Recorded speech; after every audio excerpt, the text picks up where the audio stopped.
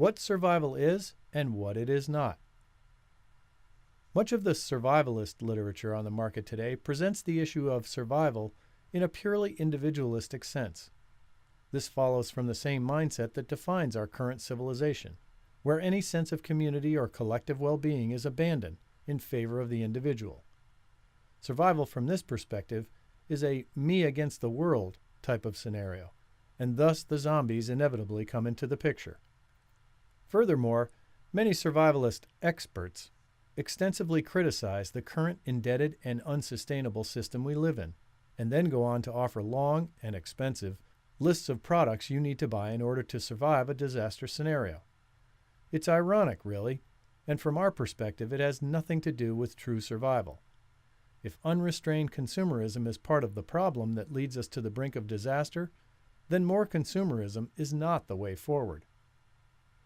Merriam-Webster defines survival as, quote, the state or fact of continuing to live, especially in spite of difficult conditions, unquote.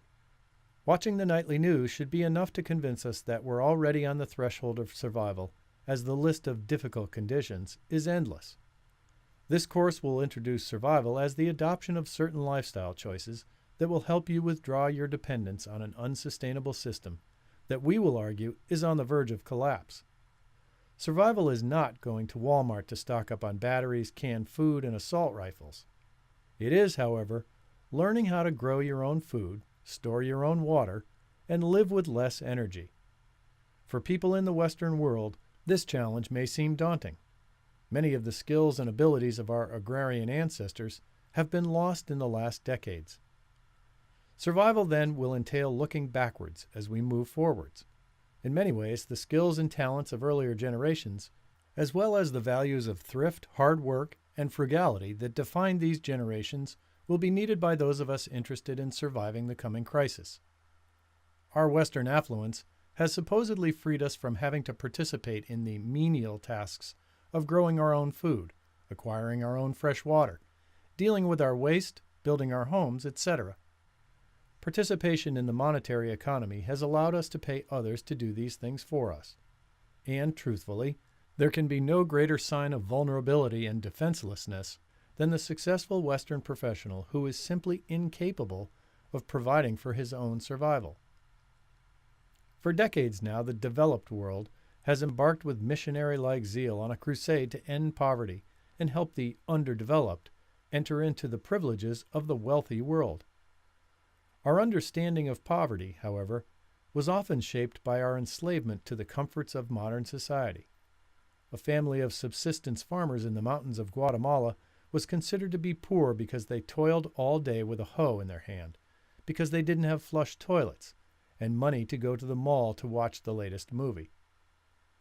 The definition of poverty, however, will necessarily be turned upside down in the coming years of crisis and disaster. When the economic and political system that has given rise to Western-style comforts and affluence eventually fails, as it will, poverty will be seen in those people who lack the know-how to grow their own food, or who have no idea what to do with their own excrement when the sewers stop functioning. Agrarian and especially indigenous cultures that continue to exist in pre-industrial societies won't have to learn how to survive because they've been doing that for thousands of years. Ironically, these cultures that we've been trying to save from their poverty are now seen as important reserves of information and knowledge of how to live sustainably. This change in perspective will require humility on our part to be willing to accept our faults, understand our own vulnerability, and willingly learn from those cultures that we've previously seen as archaic, destitute, and underprivileged. The lifestyle choices that truly make possible long-term survival are not only for our own personal survival, but also for the survival of our species and our planet as a whole. In that sense, the archetypal image of survival is not that of a bearded recluse living alone in the woods, whose house is surrounded by booby traps. Rather, the true vision and likeness of survival can be seen in communities around the world who are coming together to discover ways to live more sustainably. Though it is important to take steps individually, the concept of survival is in its essence community-based. Altogether, it's a win-win situation. The attitudes, skills, and lifestyle choices we make in order to survive individually are also the attitudes, skills, and lifestyle choices that will help our world regenerate and continue to thrive as the blue gem of our universe. Jared Diamond is an author who has studied the collapse of civilizations over history. He has said that, quote, "The values to which people cling most stubbornly under inappropriate conditions are those values that were previously the source of their greatest triumphs," unquote. In the last 200 years, our species has undoubtedly grown and advanced by leaps and bounds. The development of science and technology has allowed us to reach the infinite wonders of modern society. We have developed antibiotics and other medicines to help us live longer. We can instantly communicate with people all over the world, or step on an airplane and travel thousands of miles in a couple of hours.